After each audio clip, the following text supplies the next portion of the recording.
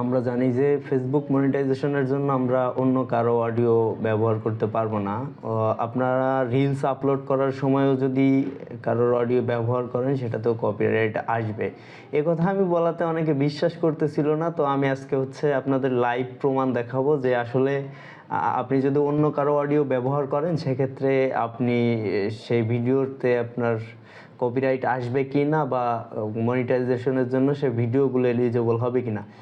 আপনি যেহেতু নতুন ক্রিয়েটর সেহেতু আপনি বুঝতে পারবেন না যে এই অডিও ব্যবহার করাতে আপনার সমস্যা হচ্ছে। আপনার অনেক ভিউজ আসবে কিন্তু ভিডিও থেকে আপনি মনিটাইজেশন পাওয়ার পরে কোনো ইনকাম আসবে না।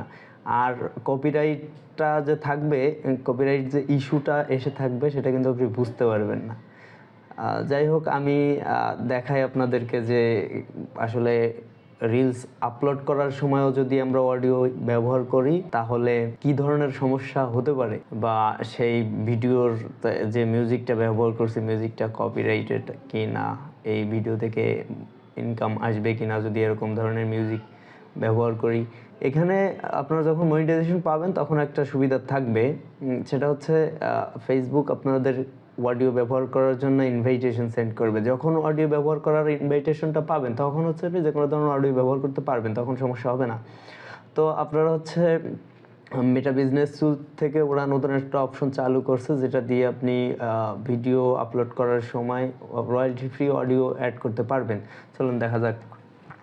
মেটা বিজনেস সুটে আসার পরে আপনাদের আইডি লগ ইন করবেন। লগ ইন করার পরে এরকম ইন্টারফেস আসবে। এখান থেকে আপনি যে ক্রিয়েট রিলস এখানে ক্লিক করবেন। ক্লিক করার পরে এখান থেকে যে অ্যাড ভিডিওতে গিয়ে আপনি যেটা আপলোড করতে চান তেমন একটা ফুটেজ এখানে সিলেক্ট করবেন।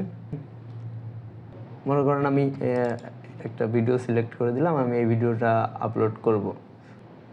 আপলোড হচ্ছে, দেখা যাক।